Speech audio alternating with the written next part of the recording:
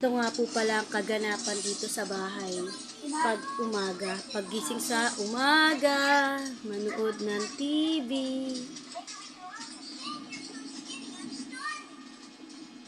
Sarap ng buhay ng mga anak ko, di ba? Ito naman ang ate namin masipag. Trabaho niya maghugas tuwing umaga. Ate.